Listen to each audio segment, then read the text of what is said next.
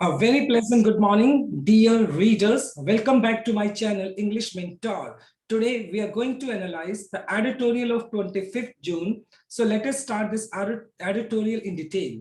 The title of this editorial is Stopping the Surge. देखो stop का मतलब हो गया prevent करना, surge का मतलब हो गया hike यानी बढ़ोतरी. तो स्टॉपिंग द सर्ज मीन्स कि हमें जो कोविड का जो स्पीड है उसको क्या करने की जरूरत है, उसको रोकने की जरूरत है. ऑन अनलॉक, जैसा कि हम जानते हैं कि पिछले 2 सालों से हमारा जो पूरा का पूरा इकोनॉमी है, हमारा जो मार्केट है वो लॉक्ड पड़ा है, वो बंद पड़ा है, उसको अभी अनलॉक करने की जरूरत है. And the next covid wave. लेकिन अगर हम जैसे अपनी इकोनॉमी को अनलॉक करते हैं, लेकिन जो थर्ड वेव का जो एक खतरा बना हुआ है उसको भी हम अवॉइड नहीं कर सकते, उसको अवॉइड नहीं कर सकते हैं. तो उस खतरे को ध्यान में रखते हुए हमें अपनी जो स्ट्रेटेजी बनानी चाहिए हमारी जो इकोनॉमी को अनलॉक करने की, तो वो ही दिमाग में रखकर हमें बनानी चाहिए कि जो कोविड-19 का थर्ड वेव का जो खतरा बना हुआ है तो उसको भी अवॉइड नहीं किया जा सकता है. सो इसी चीज को हम इस एडिटोरियल के अंदर डिस्कस करने वाले हैं. So let us start. Government should unlock, यानी गवर्नमेंट को क्या करना चाहिए, अनलॉक कर देना चाहिए, यानी खोल देना चाहिए using good evidence. Good evidence का मतलब हमारे पास बहुत सारे ऐसे सबूत हैं, बहुत सारे एग्जांपल्स हैं. पिछले 2 सालों से हम कोविड को लगातार विटनेस कर रहे हैं. तो उन एविडेंसेस का यूज करते हुए सरकार को क्या करना चाहिए, गवर्नमेंट को क्या करना चाहिए, जो राज्य सरकारें हैं उनको क्या करना चाहिए, उनको अपनी जो एक्टिविटीज हैं, इकोनॉमिक जो एक्टिविटीज है उनको रिज्यूम कर देना चाहिए, उनको खोल देना चाहिए on how to avoid another COVID wave. लेकिन मतलब उनको एट द सेम टाइम इस बात को भी ध्यान में रखना चाहिए कि अगर वो अपनी इकोनॉमिक एक्टिविटीज को रिज्यूम करते हैं तो उनको इस बात का भी ध्यान रखना चाहिए हाउ टू अवॉइड. अवॉइड का मतलब होता है अवॉइड करना, कि कोविड-19 का थर्ड वेव का जो एक खतरा बना हुआ है उसको कैसे अवॉइड किया जा सकता है. इट मींस कि थर्ड वेव का जो खतरा बना हुआ है उसको अवॉइड करते हुए, उसको इग्नोर उससे प्रिवेंट करते हुए जितनी भी राज्य सरकारें हैं उनको अपनी जो एक्टिविटीज हैं, जो इकोनॉमिक एक्टिविटीज हैं उनको रिज्यूम करना चाहिए, अपनी एक्टिविटीज को दोबारा से अनलॉक कर देना चाहिए. आफ्टर ए डेबिलिटेटिंग का मतलब होता है बहुत ज्यादा कमजोर कर देना, राइट. इनफेबलिंग सेकेंड वेव ऑफ कोविड-19. हालांकि अभी हमने क्या देखा है, हमने एक सेकेंड वेव देखा कोविड-19 का जो बहुत ज्यादा क्या था, बहुत ज्यादा खतरनाक था, जिसने हमारी इकोनॉमी को क्या कर दिया, बहुत ज्यादा कमजोर बनाकर रख दिया. कैश स्ट्रैप्ड, और बहुत सारी जो स्टेट गवर्नमेंट है उनके पास cash strap, lack of money, उनके पास पैसे की भी कमी है, पैसा ही नहीं है उनके पास. एंड स्टेट गवर्नमेंट्स, और जितनी भी जो राज्य सरकारें हैं, हैव रिस्पॉन्डेड, उन्होंने इस बात को रिस्पॉन्ड किया है, इस बात का जवाब दिया है टू फॉलोइंग केसेस. मतलब जो नंबर ऑफ केसेस हैं कोविड के, मतलब उन पर्टिकुलर स्टेट्स के अंदर नंबर ऑफ केसेस अब लगातार गिर रहे हैं with a swift unlock program. तो नंबर ऑफ केसेस की कमी होने की वजह से उन्होंने क्या करने की कोशिश की है, वो अब अपनी जो जो इकोनॉमिक एक्टिविटी है उनको जल्दी से, स्विफ्ट का मतलब जल्दी से, अनलॉक का मतलब रिज्यूम करना, वो अपनी जो इकोनॉमिक एक्टिविटीज है उनको जल्दी से रिज्यूम करना चाहते हैं, जल्दी से स्टार्ट करना चाहते हैं इन मोस्ट डिस्ट्रिक्ट्स, मतलब ज्यादातर जो डिस्ट्रिक्ट्स है उनके अंदर. बिकॉज ये जो पर्टिकुलर स्टेट्स है जहाँ पे नंबर ऑफ केसेस कोविड के लगातार कम हो रहे हैं, तो वो पर्टिकुलर स्टेट्स अपनी सरकार के अंदर, अपने पर्टिकुलर स्टेट्स के अंदर वो अपनी इकोनॉमिक एक्टिविटीज को रिज्यूम करना चाहते हैं, क्योंकि ज्यादातर स्टेट्स के पास कैश की कमी है. और अगर उनको इकोनॉमी को चलाना है, अगर उनको सरकार को चलाना है, तो डेफिनेटली सी बात है उनको पैसे की भी जरूरत है. तो इस वजह से कुछ पर्टिकुलर डिस्ट्रिक्ट्स के अंदर उन्होंने अनलॉक प्रोग्राम को स्टार्ट कर दिया है. Some states have opted, opt का मतलब चूज करना, कुछ पर्टिकुलर जो स्टेट्स है उन्होंने इस बात को चूज किया है, इस बात का चयन किया है to open the flood gates. देखो फ्लड गेट्स क्या होता है, अगर आपने डैम देखा हो तो डैम के अंदर बहुत सारा पानी इकट्ठा किया जाता है, उसको रोकने के लिए फ्लड गेट लगाया जाता है, और जैसे आप फ्लड गेट को खोलते हैं तो बहुत सारा पानी उसमें से निकलता है. इन द सिमिलर मैनर, क्योंकि पिछले 2 सालों से जो हमारी इकोनॉमिक एक्टिविटीज है उनको क्या करके रखा गया था, उनको रोक कर रखा गया था, और अभी जो कुछ स्टेट्स है उन्होंने उस फ्लड गेट को, उन एक्टिविटीज को रिज्यूम कर दिया है. एंड अलाउइंग, और उन्हें अलाउ कर दिया डाइन इन रेस्टोरेंट्स, और अलाउ कर दिया कि होटल होटल जो रेस्टोरेंट्स वगैरह थे पिछले 2 सालों से बंद थे, तो यानी रेस्टोरेंट्स वगैरह को भी डाइन इन के लिए, यानी कोई अगर वहां पर आकर खाना भी चाहे, डाइन इन मतलब वहां पर आकर खाना चाहे रेस्टोरेंट्स वगैरह के अंदर, तो उन एक्टिविटीज को भी रिज्यूम कर दिया है, उन एक्टिविटीज को भी स्टार्ट कर दिया है. जिम्नेसिया, जिम्नेसिया का मतलब जिम से रिलेटेड, मतलब जो फिजिकल एक्सरसाइज करने के लिए जिम्स वगैरह थी, वो भी पिछले 2 सालों से बंद थी, उनको भी स्टार्ट करने की बात की है कुछ पर्टिकुलर स्टेट्स के अंदर। मोस्ट शॉप्स, ज्यादातर जो दुकानें हैं एंड रिलीजियस सेंटर्स और जो धार्मिक स्थल थे, उन सभी को दोबारा से स्टार्ट करने की बात की गई है in areas with low test positivity rates. खास तौर पे उन पर्टिकुलर एरिया के अंदर जहां पे कोविड-19 का जो रेट है, पॉजिटिविटी का, इन्फेक्शन का जो रेट है वो कम है, उन्हीं पर्टिकुलर एरियाज के अंदर ये सारी की सारी एक्टिविटीज को रिज्यूम करने की बात की गई है।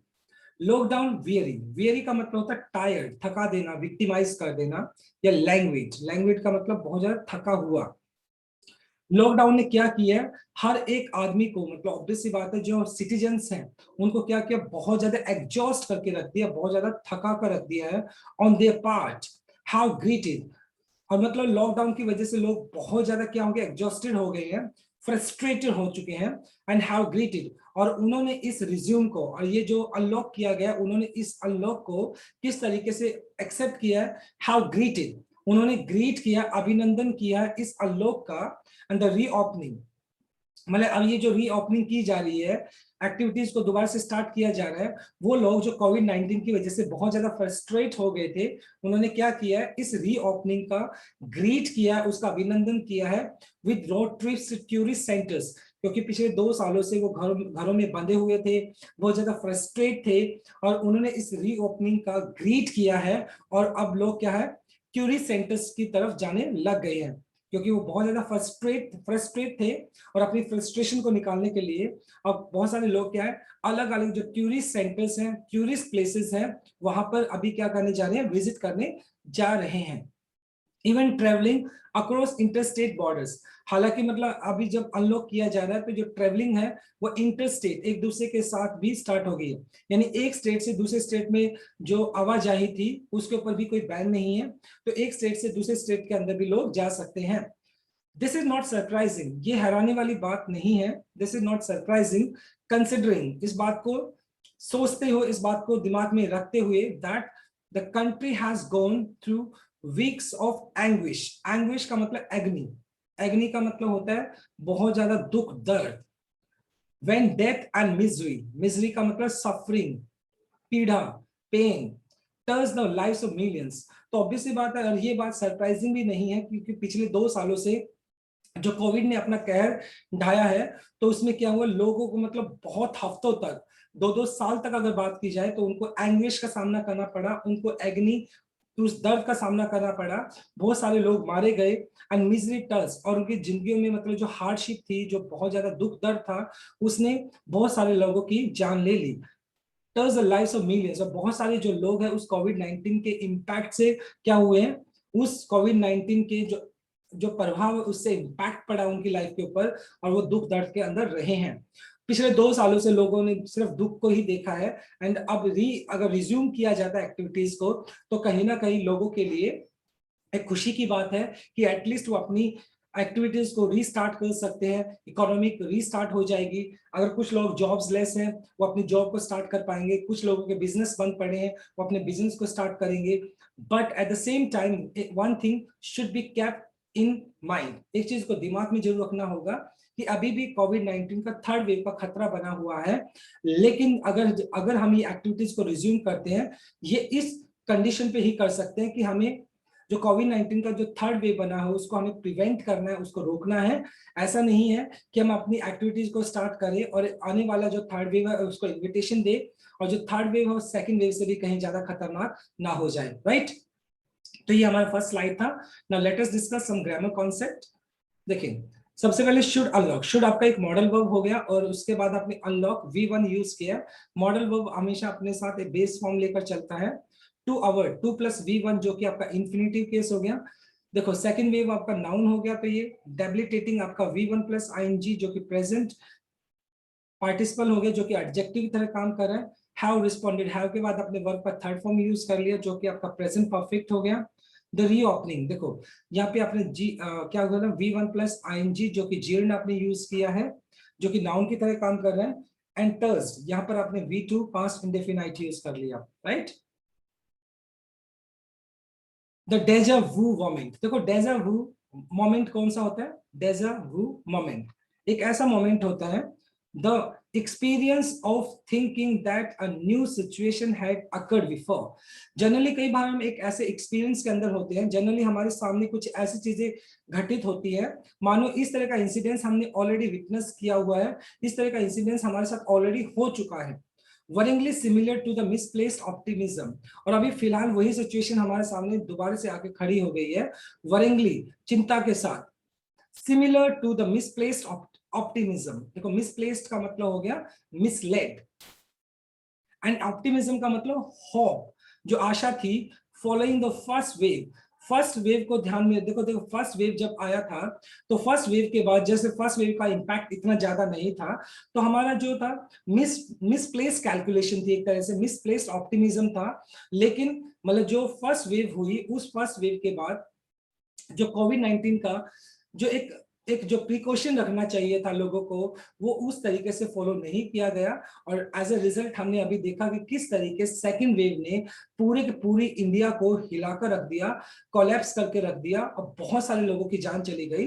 तो इस तरह का जो एक डेजा वू मोमेंट था, जो हमने पहले ऑलरेडी विटनेस किया है, तो अब की बार भी हमारा एक मिसप्लेस्ड ऑप्टिमिज्म नहीं होना चाहिए कि हम थर्ड सेकंड वेव जा चुका है, अब थर्ड वेव को भी हम फर्स्ट वेव के बाद जैसे हमने सेकंड वेव को हमने क्या किया था, मिसप्लेस किया था, या उसको अच्छे तरीके से हमें टेकल नहीं किया था, सेम सिचुएशन अब नहीं हो जानी चाहिए। As a time for question, अभी क्वेश्चन का मतलब यहाँ पर अलर्टनेस, अब इस समय है कि मतलब हमें अलर्ट हो जाना चाहिए। And to avoid the missteps. Missteps का मतलब एन एम्बैरेसिंग ब्लंडर, एक ऐसी मिस्टेक और ब्लंडर कह सकते हो जो कि बहुत ज्यादा एम्बैरेसिंग और बहुत ज्यादा शर्मिंदगी वाला हो, तो that produce a deadly second wave. क्योंकि हमारा जो फर्स्ट वेव के बाद हमारा जो एंटिसिपेशन था फर्स्ट वेव के खत्म होने के बाद, और वो क्या था, वो एक बहुत बड़ा ब्लंडर था हमारे लिए। और एज अ रिजल्ट हमने उस ब्लंडर को देखा कि बहुत सारे लोगों की जान चली गई। इवन मतलब बेड्स के अंदर, क्या बेड्स के अंदर भी, मतलब हॉस्पिटल्स के अंदर बेड्स नहीं थे, वैक्सीनेशन नहीं था, बहुत सारे लोगों की जान चली गई। तो ये हमारा एक मिस कैलकुलेशन था। तो इस तरह का मिस कैलकुलेशन अब की बार नहीं होना चाहिए, क्योंकि अभी भी थर्ड वेव का एक खतरा बना हुआ है। Already Maharashtra has express worry. Maharashtra ने अपनी मतलब जो वरी है, चिंता है, ऑलरेडी उसने एक्सप्रेस कर दी है। महाराष्ट्र ने अपनी चिंता जाहिर की हुई है। क्या? There is a noticeable rise in cases in just a week. और महाराष्ट्र के अंदर दोबारा से एक noticeable, remarkable rise in cases in just a week, यानी महाराष्ट्र के अंदर एक वीक के अंदर नंबर ऑफ केसेस है वो काफी हद तक बढ़े हैं। तो कहीं ना कहीं महाराष्ट्र के अंदर एक चिंता की बात बनी हुई है। The experience of other states will soon be non. और दूसरे स्टेट्स का जो एक्सपीरियंस होगा, वहां पर नंबर ऑफ केसेस किस तरीके से बढ़ रहे हैं या डिक्लाइन हो रहे हैं, उनका एक्सपीरियंस हमें बाद में पता चलेगा। लेकिन महाराष्ट्र के अंदर जो नंबर ऑफ केसेस हैं वो दोबारा से बढ़ने लगे हैं, जो कि एक चिंता का विषय है। There is lot to be concern about. Concern मतलब, कंसर्न का मतलब होता है सोचना, थिंक अबाउट, यानी बहुत सारी ऐसी चीजें जिसके ऊपर चिंता जाहिर करनी चाहिए, बहुत सारी ऐसी चीजें जिनको रिकंसिडर किया जाना चाहिए। Since the highly transmissible means contagious means जो चीज एक दूसरे से फैल जाती है। डेल्टा वेरिएंट ऑफ वायरस, अभी फिलहाल जो कोविड-19 का एक नया वेरिएंट मतलब क्या हुआ है, उसका ओरिजिन हुआ है, नया वेरिएंट आया अभी, और वो जो डेल्टा वेरिएंट है वो बहुत ज्यादा ट्रांसमिसेबल है, बहुत ज्यादा कंटेंजियस है, जो कि बहुत आसानी से दूसरों के अंदर फैल जाता है। दैट ओवररेन का मतलब हो गया इन्वेडेड का मतलब अटैक करना। Cities and rural areas in April and May continues to threaten unvaccinated people, और मतलब जो unvaccinated population, और मतलब जो डेल्टा वेरिएंट है comparing to other variant of COVID, it seems more dangerous, ये ज्यादा डेंजरस दिखाई पड़ता है। और इसने बहुत सारे शहरों के ऊपर ओवरएन इन्वेड किया, अटैक किया, रूरल एरियाज के अंदर भी, in the month of April and May. और अभी तक अप्रैल से मई के अंदर उसने क्या किया, कंटिन्यू टू थ्रेटन, डराना, यानी जो चाहे वो सिटीज हो चाहे वो रूरल एरिया हो। तो अप्रैल और मई के अंदर तो जो डेल्टा वेरिएंट है उसने क्या कर दिया है, बहुत ज्यादा तबाही मचाई है, और उन लोगों को खास तौर पर जो अनवैक्सीनेटेड हैं, मतलब जिन लोगों को अभी टीका नहीं लगा, उन लोगों को तो उसने बहुत ज्यादा डराया है। एंड सीनियर सिटीजन्स की बात की जाए, and people with weak immunity in particular, और जो लोग सीनियर सिटीजन्स हैं, जिन लोगों का जो इम्यूनिटी है वो बहुत ज्यादा कमजोर है, तो उन लोगों को इस डेल्टा वेरिएंट ने बहुत ज्यादा डराया है। और लिटरली डराया नहीं, बल्कि बहुत बड़ा लॉस भी हुआ है हमारी इकोनॉमी को बात की जाए, लाइव्स की बात की जाए तो बहुत सारे लोग मारे भी गए हैं। जो सेकेंड वेव था वो बहुत ज्यादा डेडली था। The likely risk for the children, और अभी फिलहाल अगर बात की जाए, अभी एक तरह का एक रिस्क बना हुआ है बच्चों के लिए, ऑल्सो कॉजेज एप्रीहेंशन। एप्रीहेंशन का मतलब सस्पिशियन, शंका पैदा कर देना। और अभी फिलहाल जो थर्ड वेव एक्सपेक्ट किया जा रहा है, it could be dangerous for the children, और इस बात की एक शंका बनी हुई है कि जो थर्ड वेव आने वाला है ये कहीं ना कहीं बच्चों के लिए कुछ ज्यादा ही खतरनाक साबित हो सकता है, और इस बात की भी अभी शंका बनी हुई है। दैट हैज morphed, morphed का मतलब कन्वर्ट, कन्वर्ट का मतलब चेंज हो जाना, बदल जाना, into a delta plus variant. अभी तक जो सेकेंड वेव की बात की जा रही थी तो डेल्टा वेरिएंट था, लेकिन अब उसने क्या किया, वो डेल्टा प्लस वेरिएंट बन गया है। Delta plus variant through a fresh mutation. देखो म्यूटेशन का मतलब होता है जितने भी ये जो वायरसेस होते हैं वो क्या करते हैं, एक पर्टिकुलर टाइम पीरियड के बाद उसके अंदर कुछ चेंजेस आते हैं, उसके अंदर डेवलपमेंट आ जाता है। तो अभी जो म्यूटेशन करके जो डेल्टा वेरिएंट था वो डेल्टा प्लस वेरिएंट बन गया। यानी अब जो डेल्टा वेरिएंट था वो पहले ही डेडली था, वो पहले ही खतरनाक था, लेकिन आपने म्यूटेशन करके वो डेल्टा प्लस बन गया, और डेल्टा प्लस डेल्टा वेरिएंट से बहुत ज्यादा खतरनाक है। अंडरस्कोर्स, अंडरस्कोर्स का मतलब इंफोसाइज करना, किसी बात पर जोर देना, the need for greater vigilance. Vigilance का मतलब अलर्टनेस, ओके। और मतलब अब जो डेल्टा वेरिएंट है वो बहुत ज्यादा खतरनाक है, तो इस वजह से हमें जो अलर्टनेस करनी चाहिए, हमें जो जागरूकता रखनी चाहिए, उस चीज पर बहुत ज्यादा जोर देने की जरूरत है। बिकॉज डेल्टा वेरिएंट बहुत ज्यादा क्या है, बहुत ज्यादा डेंजरस है। अगर हम डेल्टा वेरिएंट के साथ कंपेयर करें तो डेल्टा प्लस जो वेरिएंट है अभी जो म्यूटेट करके नया वेरिएंट बन गया कोविड-19 का, वो कहीं ना कहीं बहुत ज्यादा खतरनाक है, और बच्चों के लिए भी एक चिंता का विषय बना हुआ है। कहीं ना कहीं इस बात की उम्मीद लगाई जा रही है कि जो थर्ड वेव रहेगा वो कहीं ना कहीं बच्चों को बहुत ज्यादा इम्पैक्ट कर सकता है। तो हमें अपनी जो एक्टिविटीज उनको रिज्यूम तो करना चाहिए, लेकिन एट द सेम टाइम जो थर्ड वेव का जो अभी भी खतरा बना हुआ है, हम उसको अवॉइड नहीं कर सकते हैं, right. So this is our second slide. Now let us understand some grammar concept. देखो वरिंगली आपका हो गया एडवर्ब, मिसप्लेस्ड ऑप्टिमिज्म, ऑप्टिमिज्म आपका नाउन हो गया, तो मिसप्लेस्ड आपका V3 जो कि पास्ट पार्टिसिपल एडजेक्टिव तरह काम कर रहा है। To avoid, two plus V1 आपने यूज कर दिया infinitive case. Has express present perfect हो गया, हैज के बाद आपने थर्ड फॉर्म यूज कर लिया। उसके बाद will be non, will be non, देखो ये आपका पैसिव स्ट्रक्चर हो गया। बी के बाद आपने थर्ड फॉर्म यूज कर लिया, ये हो गया future indefinite. To be concern, देखो टू बी आपका हो गया इंफिनिटिव, और उसके बाद बी प्लस थर्ड फॉर्म आपने यूज कर लिया, तो ये इंफिनिटिव पैसिव स्ट्रक्चर हो गया। ओवर इन, ये आपने V2 यूज कर लिया जो कि पास्ट इंडेफिनाइट है। अनवैक्सीनेटेड पॉपुलेशंस, देखो पॉपुलेशन आपका नाउन हो गया, तो अनवैक्सीनेटेड आपका V3 हो गया जो कि पास्ट पार्टिसिपल एडजेक्टिव की तरह काम कर रहे हैं। अंडरस्कोर्स, देखो फ्रेश म्यूटेशन आपका सिंगुलर हो गया, तो अंडरस्कोर्स आपका V1 के साथ आपने S या ES लगा दिया अकॉर्डिंग टू प्रेजेंट इंडेफिनाइट, तो अंडरस्कोर्स हमने यूज कर लिया। विद द अनप्रेसिडेंटेड, अनप्रेसिडेंटेड मतलब अनएग्जाम्पल्ड, पहले कभी ऐसा घटित ना हुआ हो। With unprecedented knowledge base created in just over year on कोविड-19। देखिए कोविड-19 अब हमारे लिए नया नहीं है, और कोविड-19 ने हमारा जो नॉलेज है, नॉलेज बेस है, उसके अंदर बहुत सारी चीजों को ऐड किया है। ऐसी नॉलेज हमें शायद पहले कभी नहीं मिली है, क्योंकि हमने इस कोविड-19 को विटनेस किया है, हमने इसको फेस किया है, और इसको फेस करने की वजह से जो चैलेंजेस का हमने सामना किया, उन चैलेंजेस ने हमारी नॉलेज के अंदर क्या कर दिया, बहुत चीजों को ऐड किया है। गवर्नमेंट हैव द रिसोर्सेज, जो गवर्नमेंट है, जो स्टेट गवर्नमेंट्स की बात की जा रही है, उनके पास बहुत सारे रिसोर्सेज हैं to plan finally tune, tune का मतलब सिंक्रोनाइज करना, मैच करना, रीओपनिंग स्ट्रेटजीज, तो कहीं ना कहीं जो स्टेट गवर्नमेंट्स है उनको क्या करना चाहिए, जो पुराना जो एक्सपीरियंस हमारा कोविड-19 को लेकर उसको ध्यान में रखते हुए ही अपनी जो रीओपनिंग की स्ट्रेटेजी है, जो रीओपनिंग की उसकी जो रणनीति है, तो उसको प्लानिंग है, तो उसको क्या करना चाहिए, कंसीडर करना चाहिए। लेकिन पीछे का जो हमारा नॉलेज है कोविड-19 को लेकर, तो उस नॉलेज को भी हमें कंसीडर करना चाहिए और उसको ध्यान में रखकर ही हमें क्या करनी चाहिए, अपनी जो पॉलिसीज है, प्लानिंग है, उसको बनाना चाहिए।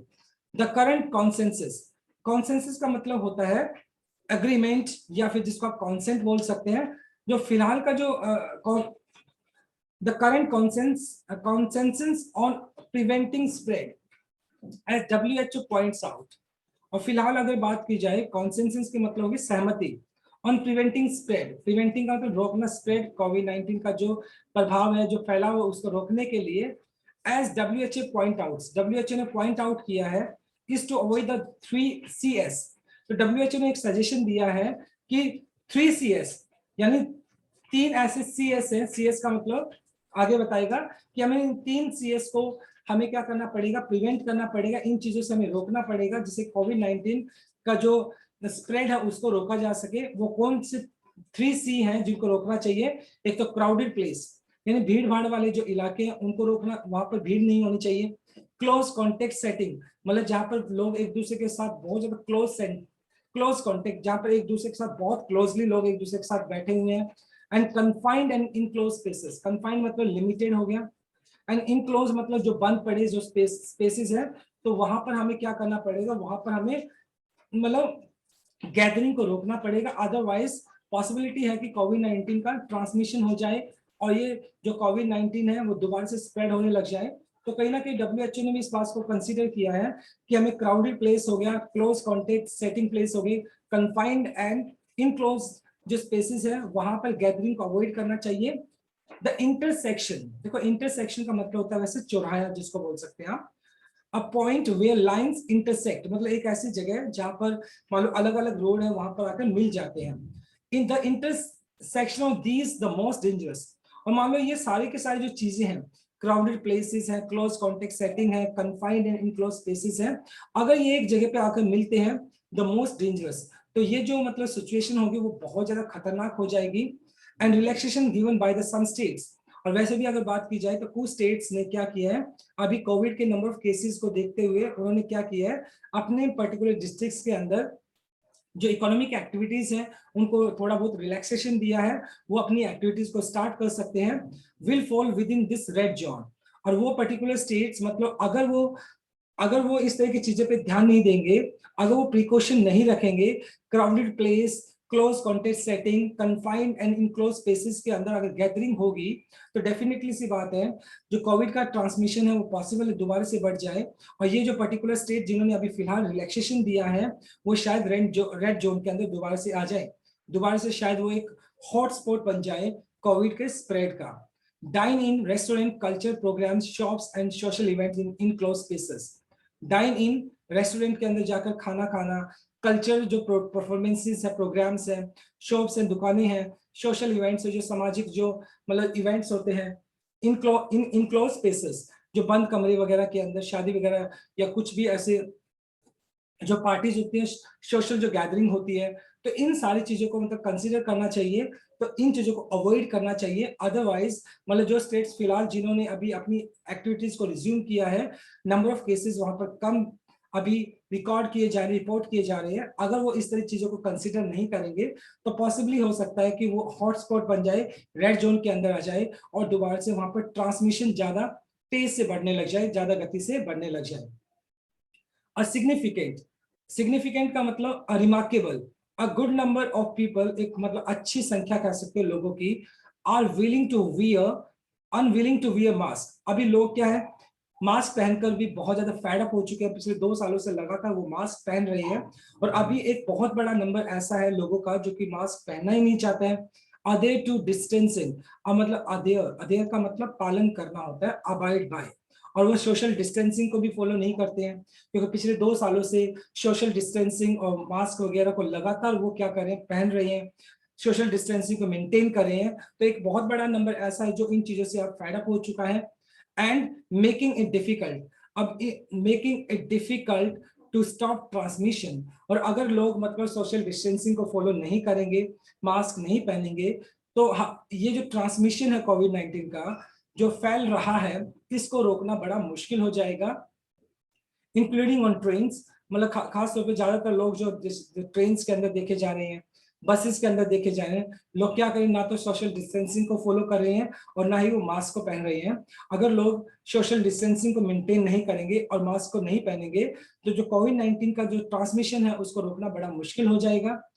नीदर हैव स्टेट गवर्नमेंट, यानी ना तो स्टेट गवर्नमेंट की बात की जाए, move to provide certified mask, और अभी तक किसी भी स्टेट गवर्नमेंट ने जो सर्टिफाइड मास्क है वो प्रोवाइड नहीं कराए हैं अपने सिटीजन्स को, to the public liberally. Liberally मतलब कह सकते हो इन ए जनरस मैनर, उदारवादी।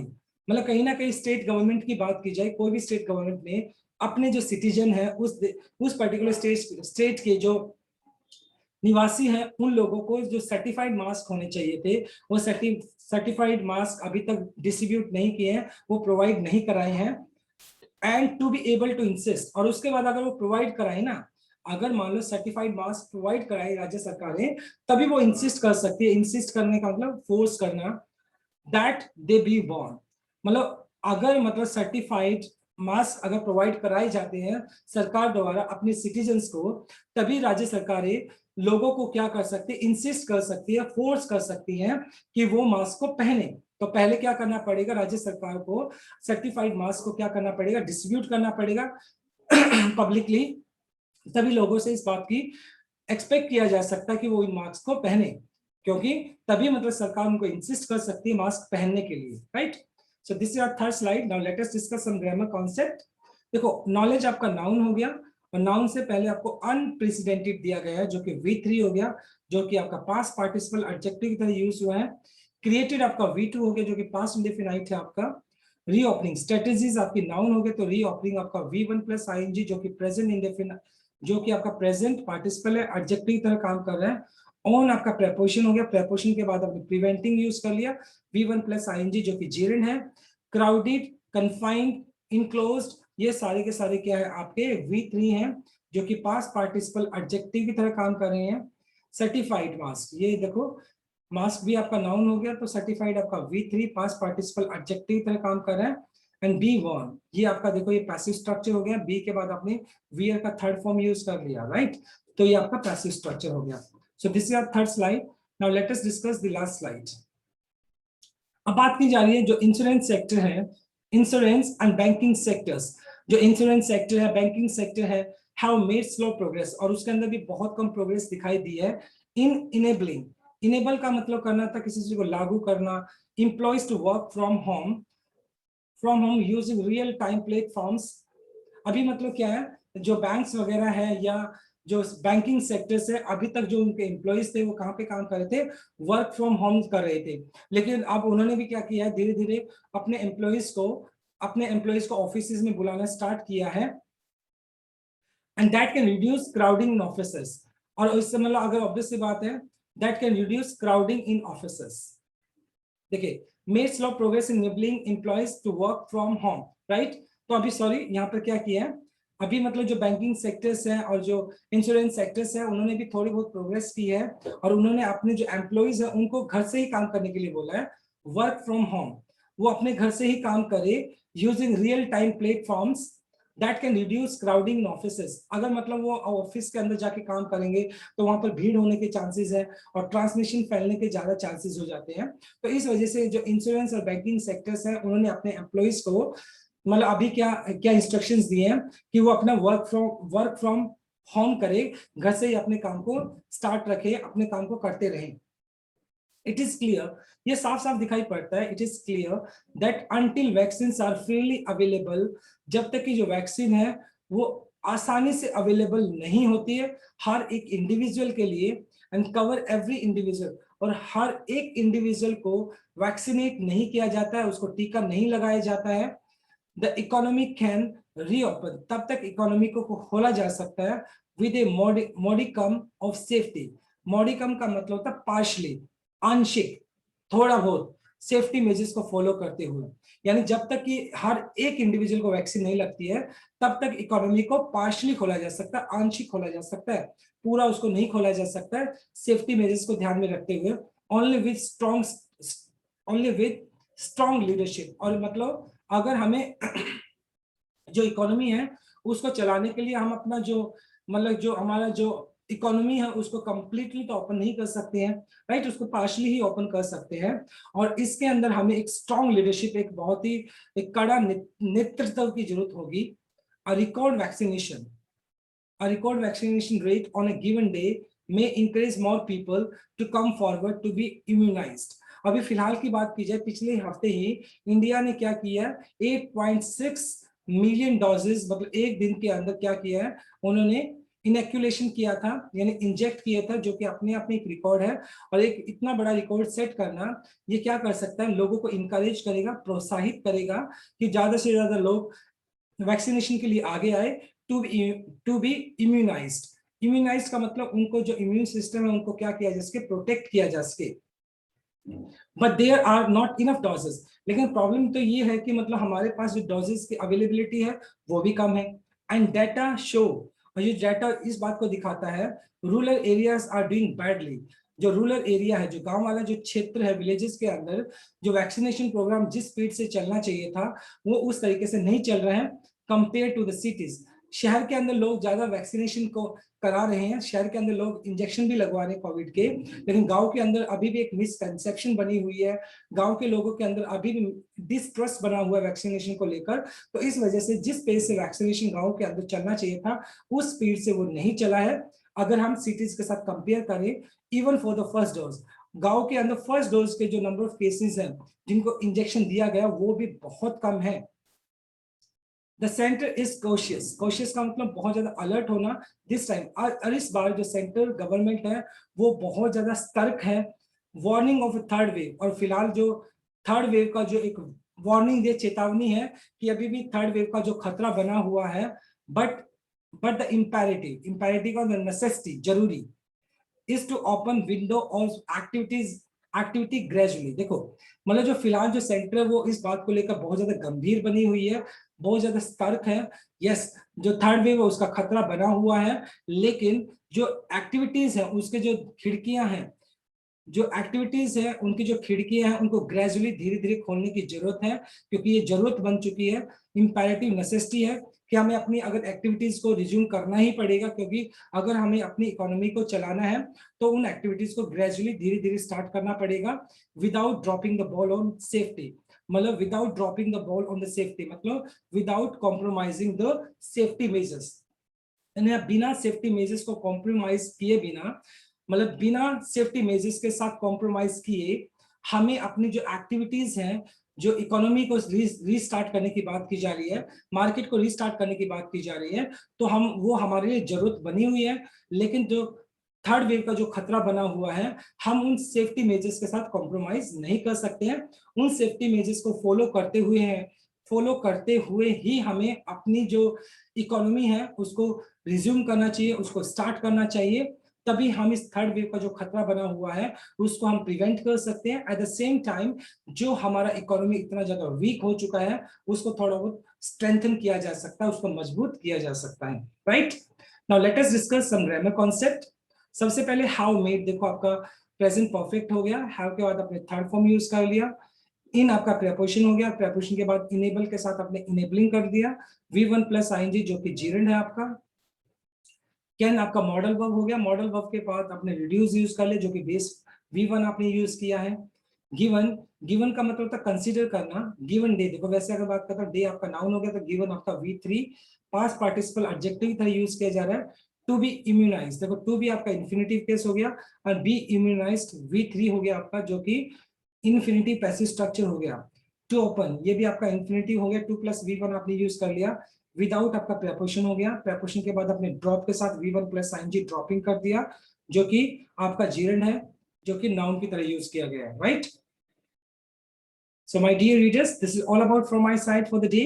Thanks for watching this video. Please do like, share, comment and subscribe to my channel. So tomorrow I'll continue with another article. Till then, bye bye, take care and have a nice day.